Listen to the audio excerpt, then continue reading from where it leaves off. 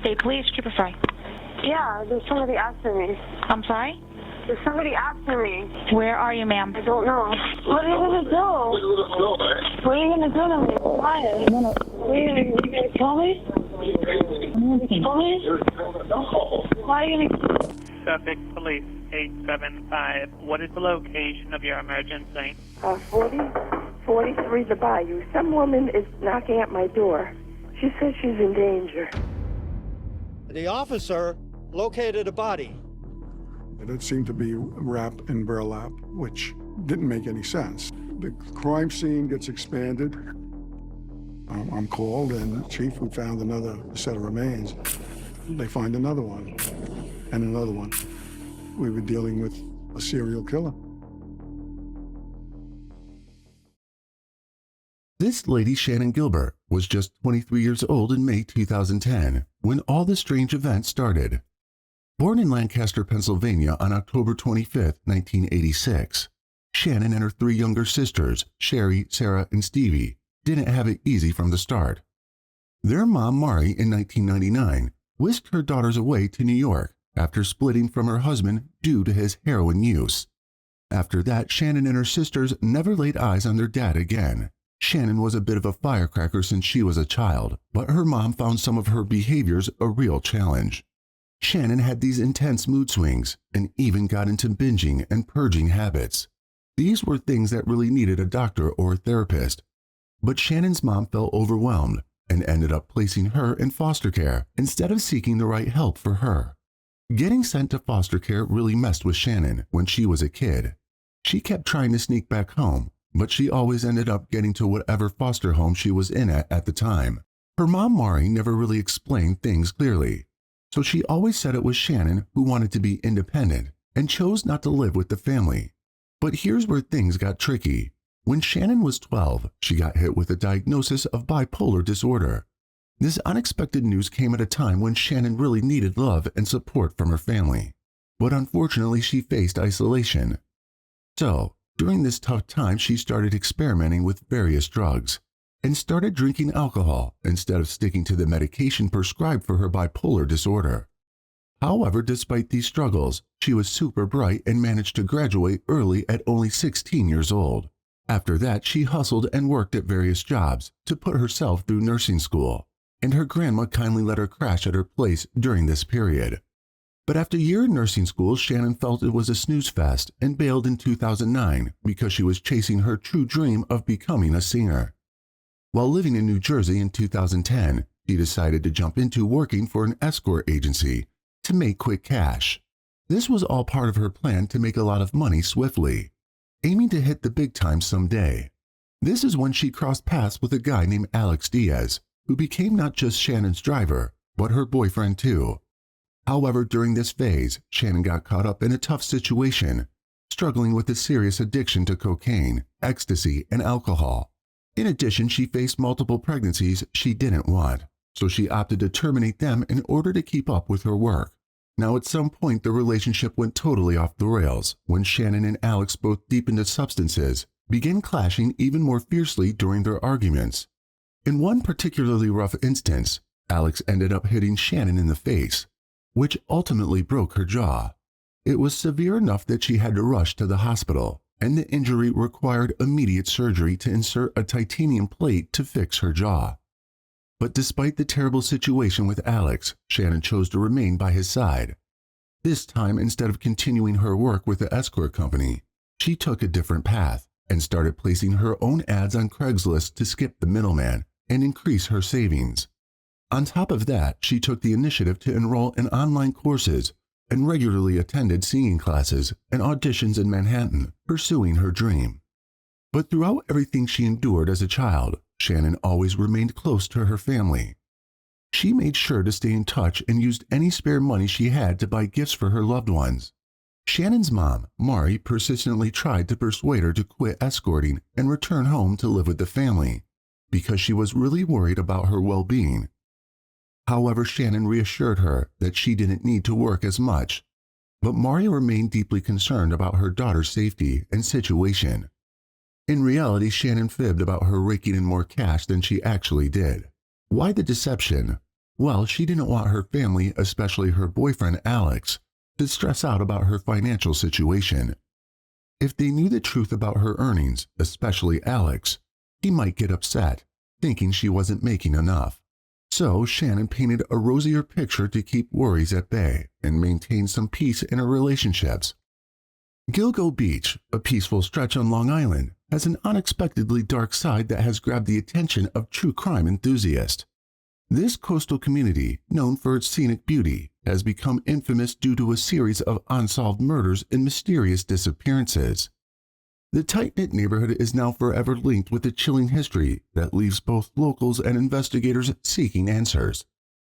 But what really transpired on Gilgo Beach years ago? Why were secrets of the murders concealed by the police for so long, and what were they hiding? In 2010, in a new chapter of Shannan's life, she teamed up with a new guy, Michael Pack, who took on the role of her driver. Their deal was straightforward. He'd get a third of Shannan's earnings for driving her around and ensuring her safety. Now things got pretty intense on the night of May 1st, 2010, when Shannan received a response to her ad. And it led her to a man named Joseph Brewer, residing in the serene beachfront enclave known as Oak Beach. Oak Beach is a community that sits in the township of Babylon, Suffolk County, New York, nestled in a quiet corner of the Barrier Islands. To get there, Michael chauffeured Shannan in his black SUV all the way to Joseph's place on Fairway Drive in Oak Beach. The drive from New Jersey took a little over 2 hours, and Shannan rolled up at Joseph's doorstep at around 2 a.m. Once she went inside, Michael patiently waited in his car. However, about 3 hours later, his peace was shattered by a tapping on his driver's side window. When he looked outside, to his surprise, it was none other than Joseph. He rolled down the window and urgently told Michael that he needed help getting Shannan out of his house. Michael, being the driver and responsible for Shannan's safety, went inside to find Shannan crouched behind a couch, gripping her cell phone with the look of sheer terror on her face. Something wasn't right. It seemed like Shannan might be under the influence of drugs and appeared pretty delirious. Then suddenly, out of nowhere, Shannan dialed 911, but the woman who seemed perfectly fine just hours ago now couldn't even pinpoint her location. Instead, she kept repeating unsettling phrases like, "They are trying to kill me," and "Somebody's after me." In the background, she could be heard challenging the men with questions like, "Leave me alone," and "Are you going to kill me?"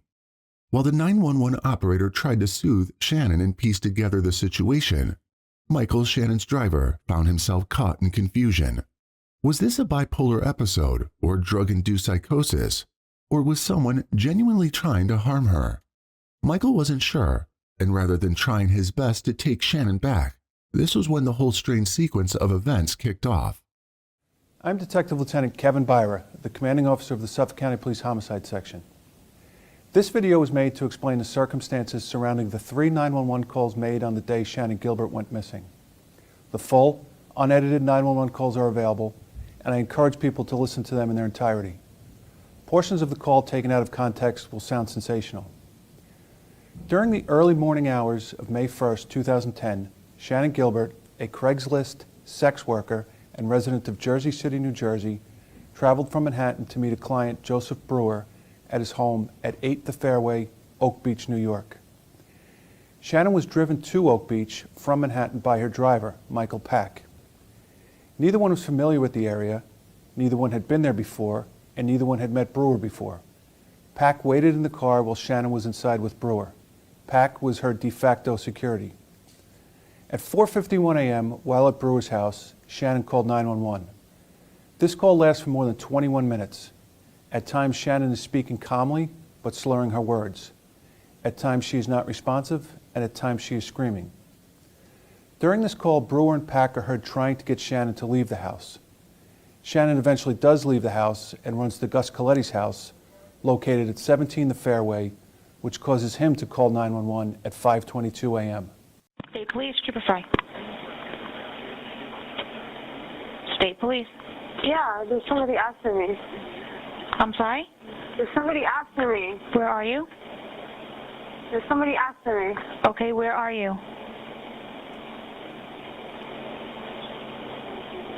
There's somebody after me. Where are you, ma'am? I don't know. You're driving right now? No, I'm inside the house. I'm sorry? I'm inside the house. What house? I don't know. Can you trace where I am? I'm sorry? Can you trace where I am? No, I can't. What's your callback number you're calling from? Huh? What phone number are you calling from? Somebody's after me. Please. Are you in Suffolk County or Nassau County? I'm in Long Island. Where on Long Island are you?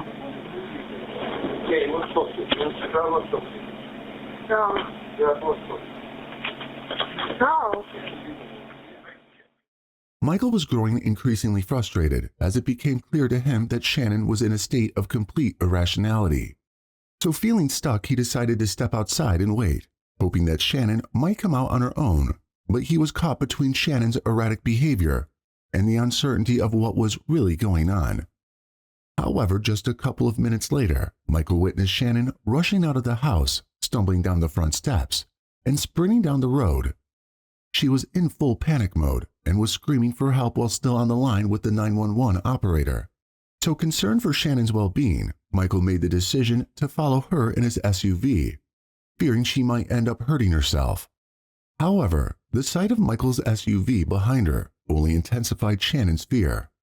Being desperate, she sprinted even faster and reached the house where she began urgently banging on the door. The resident who opened the door was a 75-year-old man named Gustav Coletti, and he tried to inquire if Shannan was okay, but she struggled to utter any coherent words. It was as if fear had a tight grip on her, making it difficult for her to express what was happening. What are you going to do? What are you going to do to me? She's in my house on my phone. Why? Huh? Well, I don't know, but it was transferred to me. Why? No. What are you going to tell me? Are you going to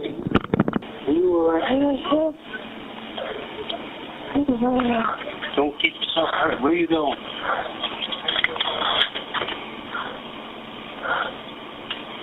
Wait a minute. Where are you going? Where are you going? Once again, Shannan dashed out of Gustav's house, leaving him utterly confused. So in response, Gustav quickly dialed 911 to report the perplexing and distressing situation that had just unfolded at his doorstep. Suffolk Police 873, what's the location of your emergency? Yes, I live at Oak Beach in the association. And there's a young girl about 14 years old running around here screaming, and there's some guy trying to follow her. What's the address there? I'm at 17 the Fairway. All right, you have a description of the girl or the boy? Pardon me? Do you have a description of the girl or the boy? The girl is about 14 years old, got blonde hair, very small. The boy, I can't tell. He was into like a Suburban. What color? Black. After Shannan rushed out of Gustav's house, Michael approached him to find out where she went and mentioned to Gustav that calling 911 might not be the best move, as it could potentially get Shannan into trouble. Following her departure, Shannan continued running down the road, screaming and pleading for help, but unfortunately, her phone disconnected from the 911 call. Michael hit the road again to find Shannan, who once more tried to seek help by knocking on another door. This time, the house belonged to an older woman named Barbara Brennan. However, Barbara chose not to answer the door because she was scared and hesitant to get involved in the unfolding situation. Suffolk Police 875, what is the location of your emergency? 43 the Bayou. Some woman is knocking at my door. What town are you in? Oak Beach Association. What's the nearest corner street now? Ocean Parkway. She says she's in danger. Do you know her or no? No, I don't.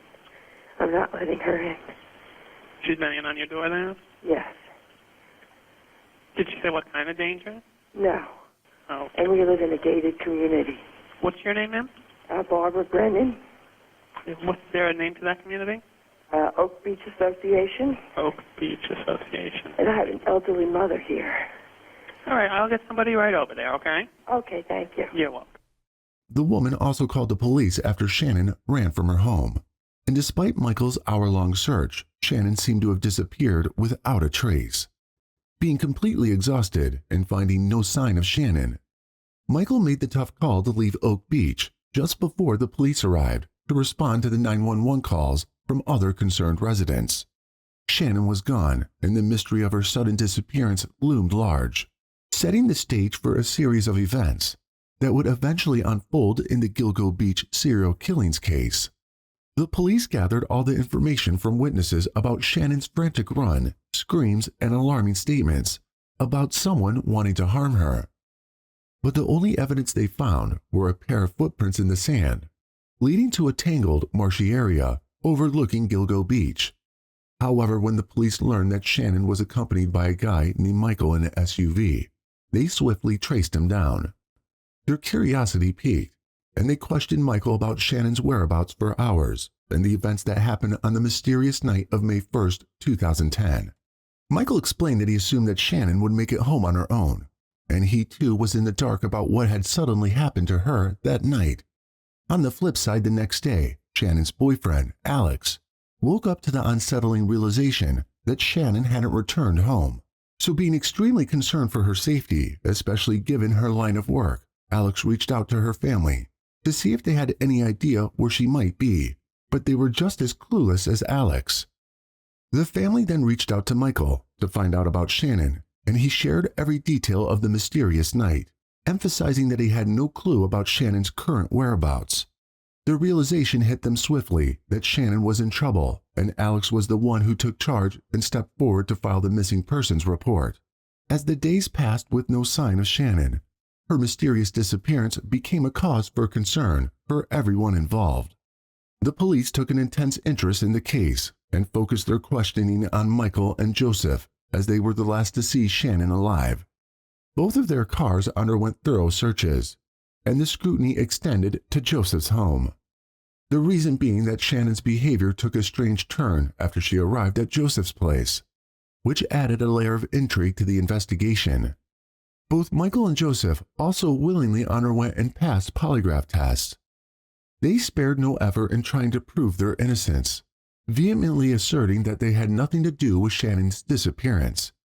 The police also didn't leave any stone unturned and scrutinized Gustav as well, in whose home Shannan sought refuge during her panic.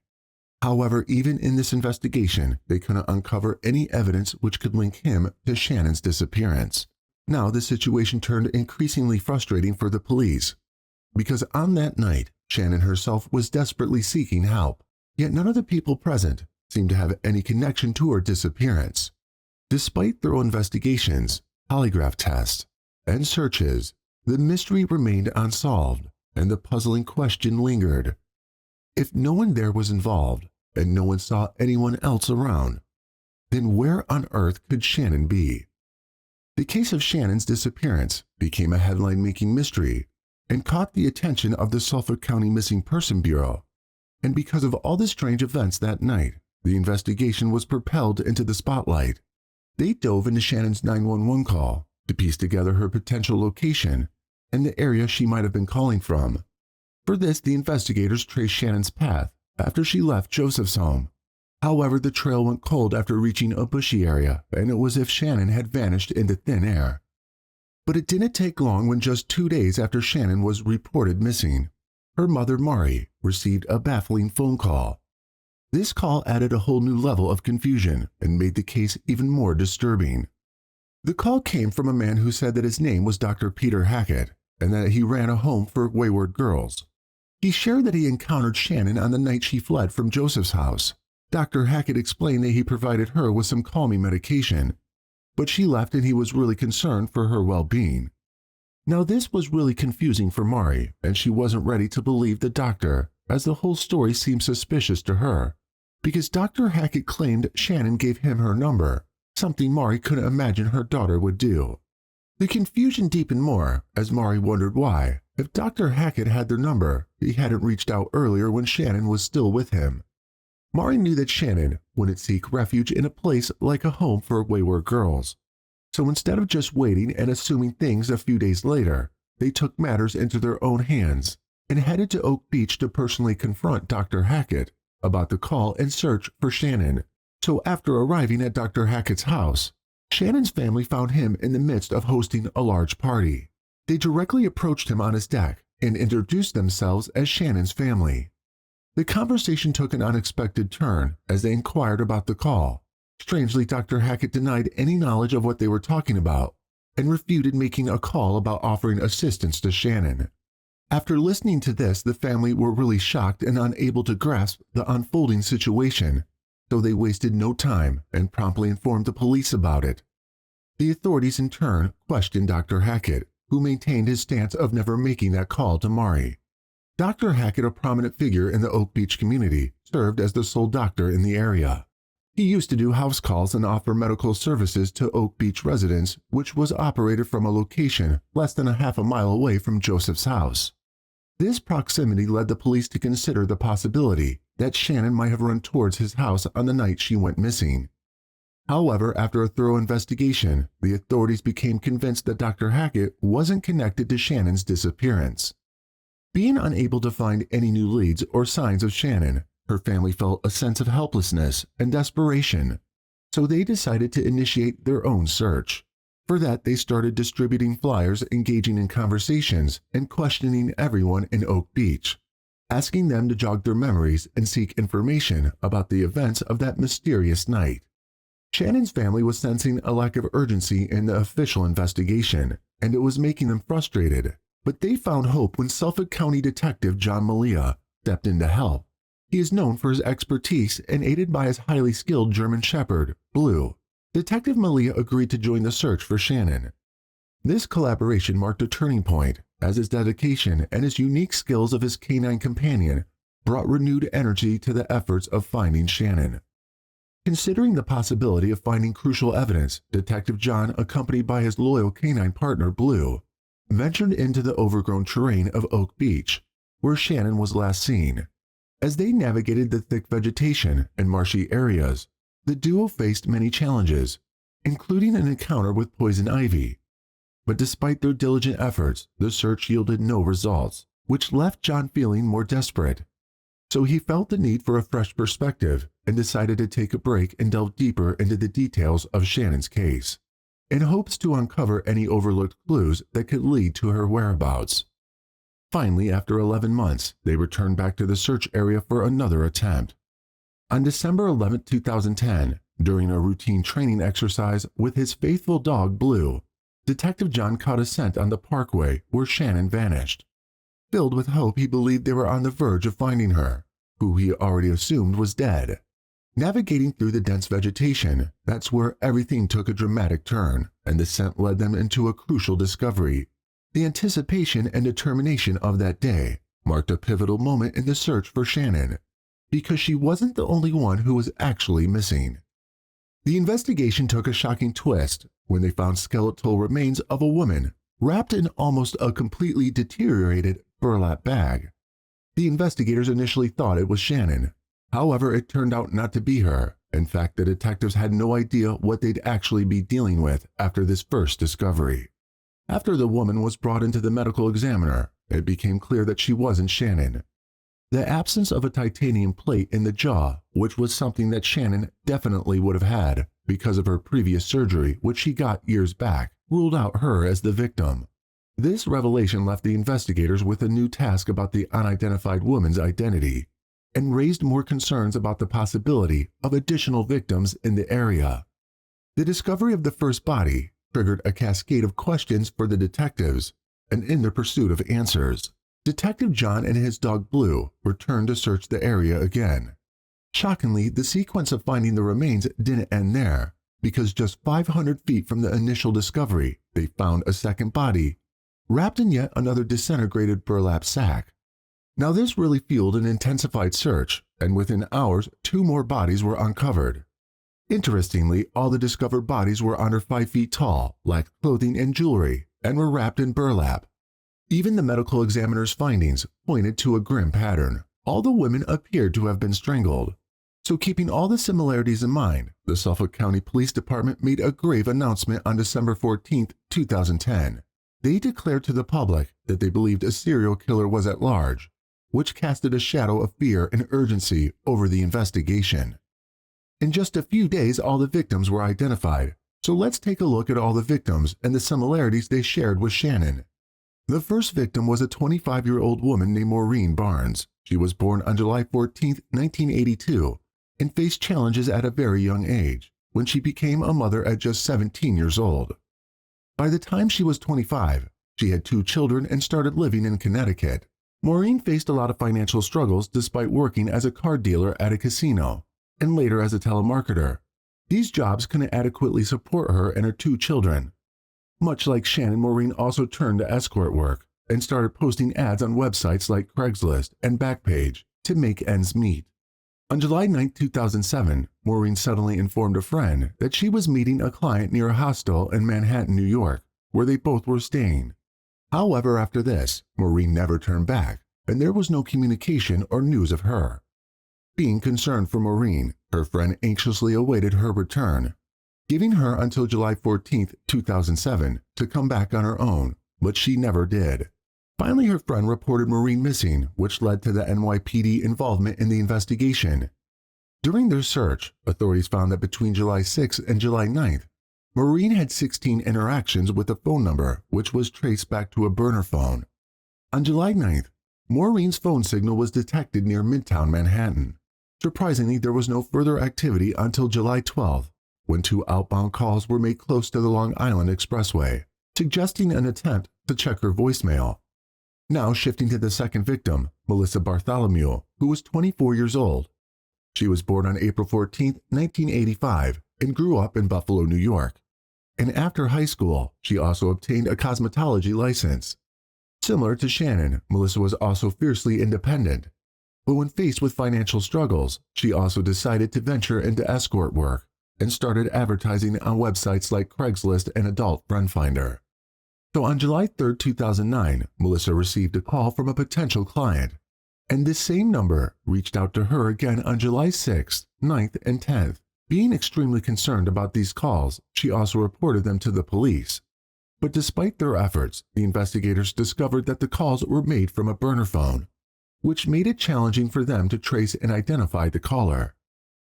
Sadly, on July 10, 2009, tragedy unfolded as Melissa was last seen outside her Bronx apartment after she had informed her friends that she was heading to Manhattan to meet with a client.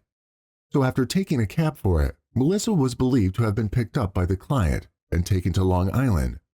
However, when her family didn't hear from her the next day, their attempts to report her missing were initially brushed off, as Melissa was considered an adult and had been missing for less than 24 hours.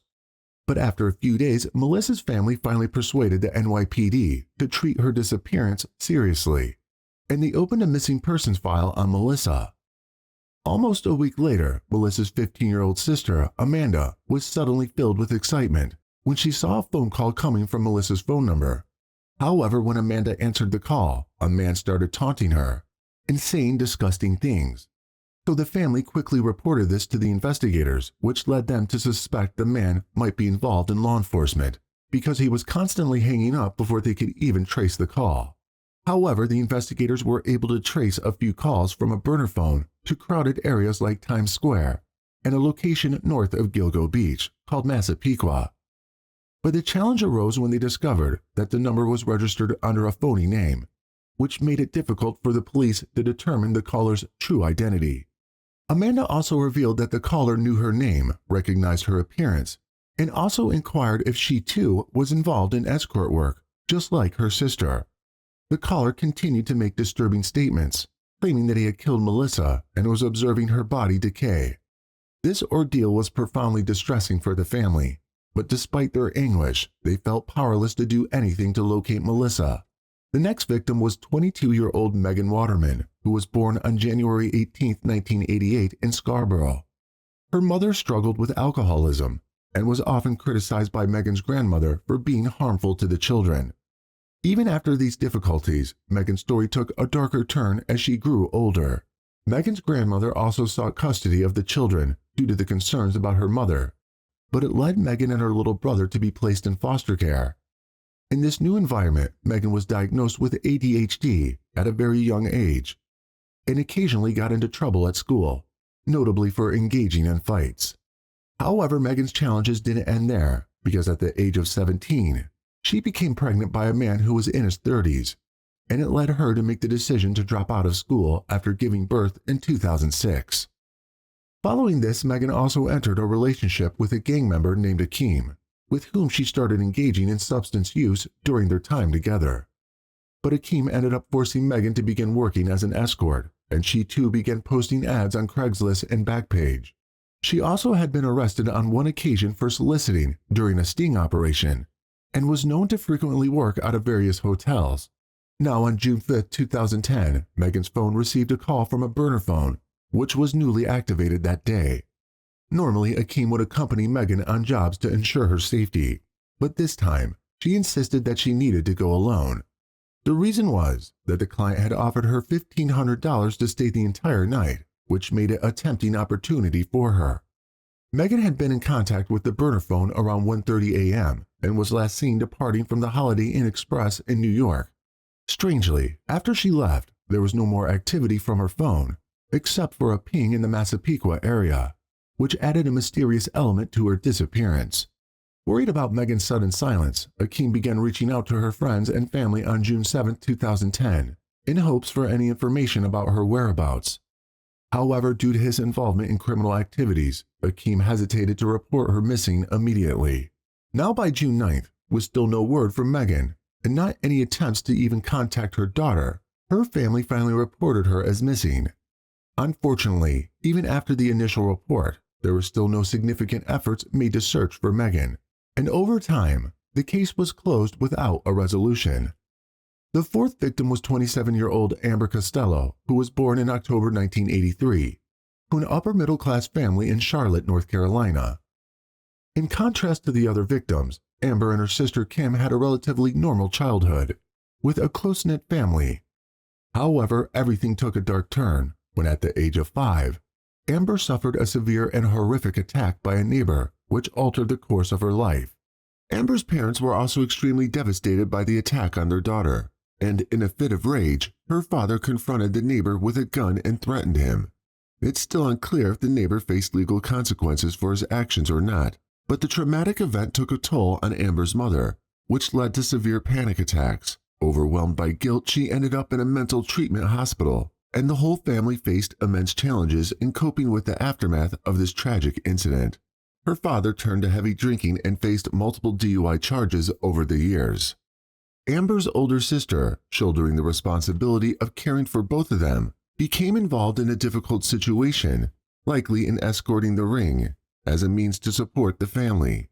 Seeing her sister doing this job, Amber, when became a teenager too, followed her sister's footsteps and joined the escorting ring as well. On September 1, 2010, Amber's phone received a call from a mysterious burner number situated in West Amityville and Massapequa Park. This enigmatic caller, whose movements could be traced, made contact with Amber multiple times before making his way to her apartment in Babylon. Amber, along with friends at her house, decided to hatch a plan to deceive the client. When the client arrived and placed money on the table, Amber's friend suddenly emerged and played the role of her boyfriend and firmly asked the client to leave. It was a clever attempt to fend off a potentially risky situation. But as he left, the client sent a text to Amber and expressed his discontent, asking if he now had credit for the next encounter, referring to the money he had left behind. This client becomes a crucial figure in the case, so keep him in mind as we delve deeper into the story. The following day, Amber informed her friend that she was meeting her client, who insisted she leave her cell phone behind. Sadly, this choice turned out to be the worst decision of Amber's life, as it marked the last time anyone saw her alive. Surprisingly, even after this, no one reported her missing, possibly due to fears of getting entangled in drug or other illegal activities prevalent in the area. Now, these 4 victims became known as the Gilgo Beach 4, and they all shared eerie similarities. All were under 5 feet tall and employed by the same escort company. Despite Shannan still being missing, her case unveiled something more sinister, which sent shockwaves through the entire police department. The focus on Shannan's disappearance brought attention to a grim pattern that had gone unnoticed before. The spotlight shifted, sparking a rigorous investigation, as many believed a serial killer was at work. On March 29, 2011, during the search for Shannan, police stumbled upon more chilling evidence near the original crime scene, which was about a mile from where the initial victims were discovered. Police unearthed a skull, a forearm, and a set of hands that was later identified as belonging to Jessica Taylor, whose torso had been found back in 2003. The pressure was really intense on them, and they expanded their search further. That's when on April 4, 2011, searchers discovered 3 additional sets of human remains along Ocean Parkway, nestled between Oak Beach and Gilgo Beach. Among these grim findings, investigators encountered the remains of an unidentified Asian male dressed in women's clothing, which raised the possibility of him being a transgender. The victim's cause of death was determined as blunt force trauma. Additionally, they identified a skull, a pair of hands, and a foot belonging to Valerie Mack, a woman whose torso had been discovered back in 2000.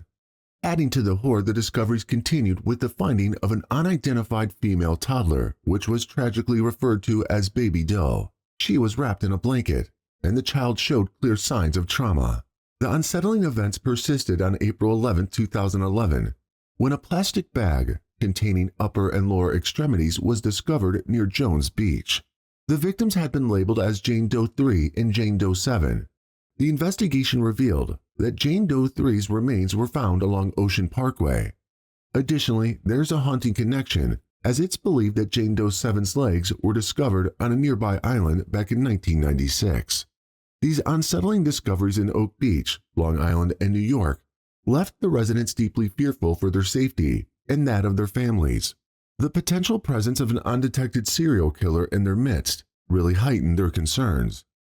People began questioning the NYPD, wondering why there hadn't been an investigation earlier. The whole police department was under great pressure from the public because the news spread rapidly, and people were skeptical and unwilling to merely rely on the ongoing investigation.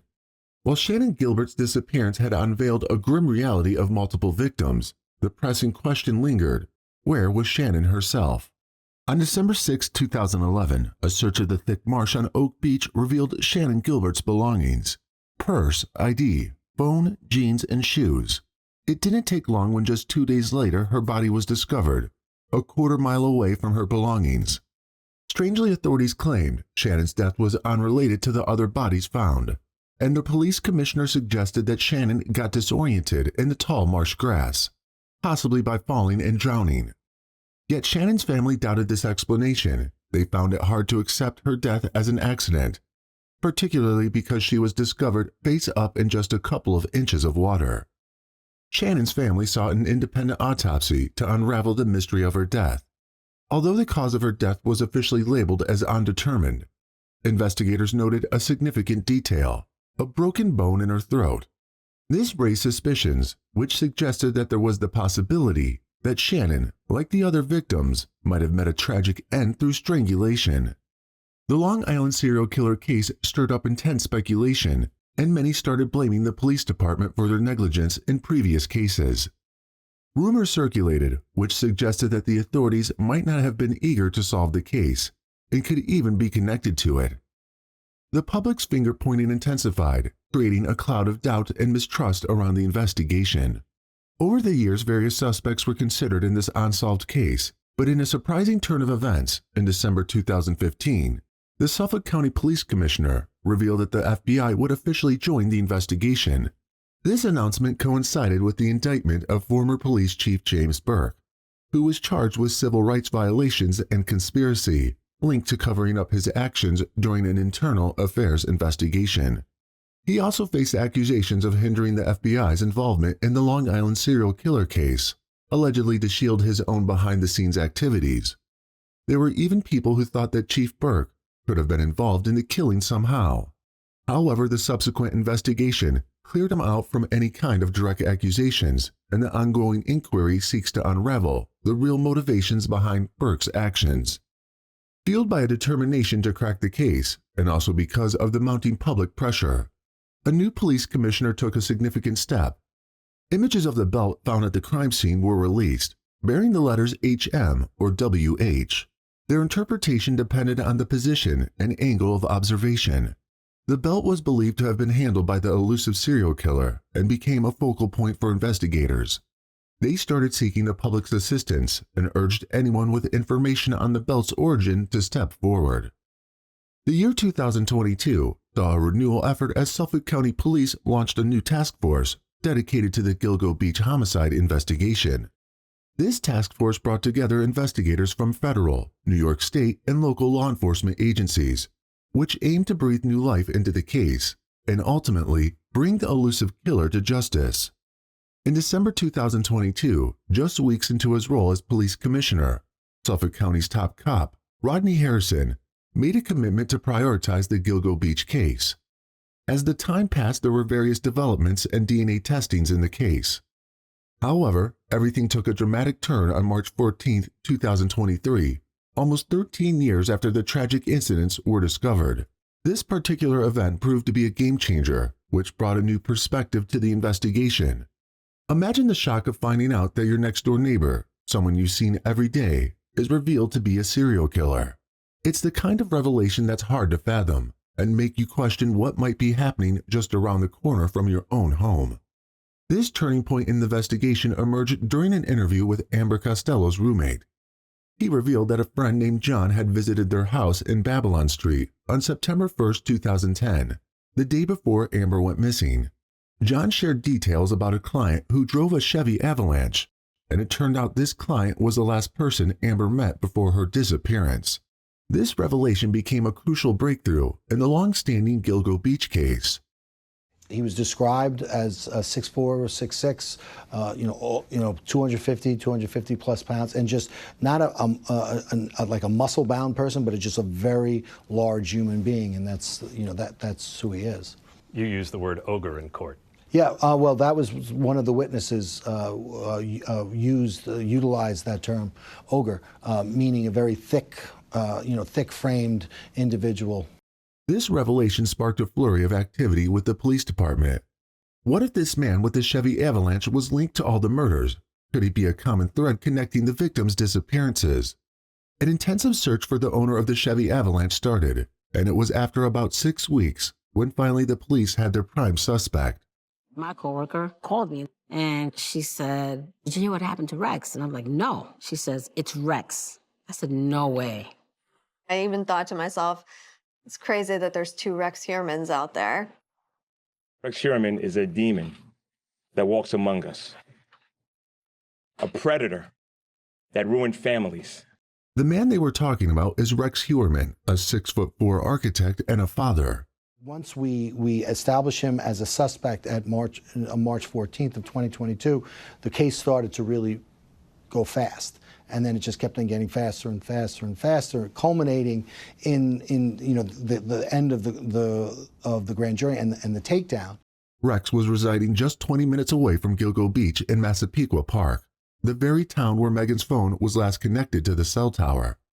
Additionally, Rex worked at his architectural firm in Midtown Manhattan, only blocks away from where Maureen disappeared.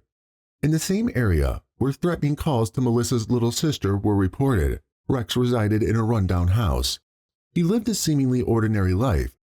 Rex had a daughter and stepson with his second wife, Asa, who hailed from Iceland and would often visit her family during the summers. Police suspected that it was during these trips, including those to Iceland, Rex had committed the murders. John Parisi, who grew up with Rex, mentioned that Rex had experienced bullying as a child and lacked confidence. Despite his size and strength, Rex never fought back against anyone. I remember meeting Rex when I was in 1st or 2nd grade. He was a loner, not many friends. The children were super mean to him, made fun of him and teased him, got upset and started swinging. He would hurt somebody, but he never did. He was rejected by many girls. We all go through that awkward stage growing up, and it seemed like that awkward stage stayed with him longer than usual. Rex also appeared in a YouTube video in 2023 and was interviewed by Antonia Mira, where Rex shared his experiences. Antonia expressed surprise, knowing that when he met Rex, he never thought he could be someone capable of committing such crimes. There's nothing in my interview that made me think that this person in front of me is a dangerous person. he was very, very, very smart. He was pleased when he was doing it. That he could outwit the system. But how did the police finally find Rex? How did the man who was never on radar become the prime suspect? The breakthrough in identifying Rex occurred when the police delved into Amber's phone records from 2010. They uncovered a persistent caller, a specific client who incessantly used a burner phone. The use of these prepaid burner phones, easily accessible for anonymous communication, became a key link in the investigation. Authorities noted that Maureen, Melissa, and Megan had all been in contact with burner numbers before their disappearance in 2012. So they decided to collaborate with the FBI and traced most of these calls to cell towers in a concentrated area of Massapequa Park, and prompted an intensified search for the individuals connected to these calls. Aha moment when all of a sudden his name came up? Once we were able to attach the avalanche inside of that Massapequa box, which then attached to Rex Heuermann, that was a moment where we said, okay, there's something here. The task force also confirmed that Rex indeed used those burner phones, and he had 2 different burner numbers in 2023. So they closely monitored one of those accounts and also documented 3 email accounts with fake names like John Springfield, Thomas Hawk, and Hunter 1903, and all linked to Rex burners numbers. Rex also used one of these burner phones to send selfies, soliciting and arranging personal activities. It was one of those accounts that linked to Rex and was used for thousands of searches related to adult contact, sadistic torture videos, and child content. The searches also included disturbing depictions of women being abused and killed. But while the investigators were closely monitoring Rex, he too attempted to turn the tables by spying on them. He delved into searches about the task force, the Gilgo victims, and extended his focus to their relatives, sisters, and children. Rex aimed to locate and gather information about these individuals as part of his disturbing activities. While circumstantial evidence was piling up, investigators sought more concrete proof. They had physical evidence from the Gilgo 4, notably a male hair, discovered in the burlap that had restrained and transported Megan Waterman's body. The question now was whether they could establish a link between this evidence and Rex. But for that they wanted Rex's DNA without his knowledge. In order to obtain his DNA discreetly, investigators placed him under surveillance and started observing his activities closely. The breakthrough finally came when Rex casually disposed of a pizza box in a trash can in Midtown Manhattan. Detectives quickly seized this opportunity and collected the discarded pizza box without his knowledge. It took no time when Detective Tierney swiftly confirmed that Rex's DNA that was discovered on the pizza crust matched the DNA profile found with Megan's body. This unique DNA profile was exceptionally rare and appeared in only 0.04% of the population, solidifying the connection between Rex and the crime. That was a remarkable day. It was, the weekend, and you get the report and you read it, and then you read it again, and then you read it a 3rd time, and then you read it a 4th time, and then you start making calls. With the conclusive DNA evidence, search histories, and details from the burner phones, investigators were now certain they had found their serial killer responsible for the Gilgo Beach murders, Rex Heuermann. In plain clothes, officers finally apprehended Rex around the corner from his office on July 13, 2023. The community was left in shock when the next day, the police descended on Rex's house to search for further evidence, which unveiled a sense of urgency and tension in the neighborhood. This guy is supposed to be an architectural genius, and instead of he's building houses, he's building graves. I remember when they were searching for the bodies, I wouldn't drive on Ocean Parkway because I was so scared. I mean, he kind of stands out, but it's creepy, it's weird. It's a quiet town, everyone knows each other, nothing really goes on, so it was just surprising to hear and kind of scary. I was like, holy crap, unbelievable right now, town. The police discovered a soundproof room in the basement of Rex's residence, which led them to suspect that at least one victim may have met their demise within its confines. In a thorough search of Rex's property, police also employed ground-penetrating sonar and cadaver dogs to investigate the backyard for any potential remains. But their efforts yielded no further discoveries. It is still unclear what was the purpose of the basement compartment in Rex's residence. Authorities are uncertain whether it served as a potential chamber for sinister activities, or merely housed Rex's extensive collection of 300 firearms. This concealed room was no ordinary space. It resembled a formidable vault, complete with a substantial and secure safe door. Rex had gone to great lengths reinforcing the walls with layers of new concrete, which created a structure that was possibly 2 or 3 feet thick.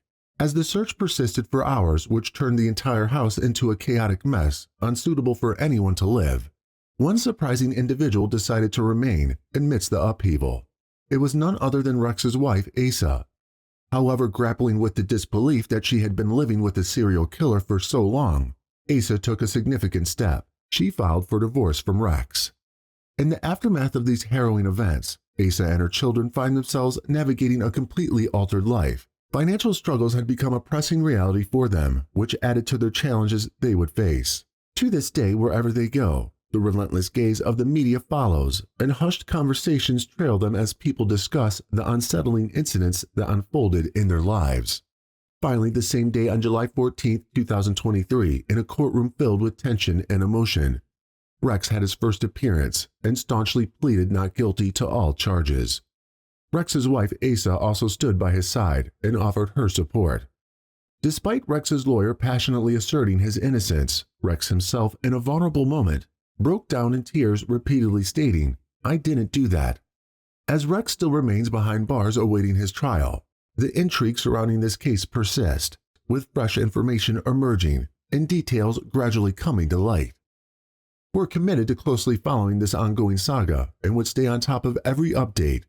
Just as the investigators emphasized that this is merely the beginning, we'll continue delving into the intricacies of this case, providing coverage on any forthcoming developments. The story unfolds, and we're here to keep you informed every step of the way. So what do you think about the case? What was the motive behind Rex Heuermann's alleged allegations?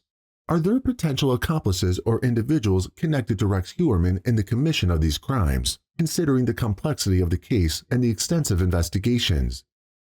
We'd love to hear from you. If there's a case you'd like us to cover, don't hesitate to drop your recommendations in the comments section below. And don't forget to like, share, and subscribe to our channel for more captivating true crime stories.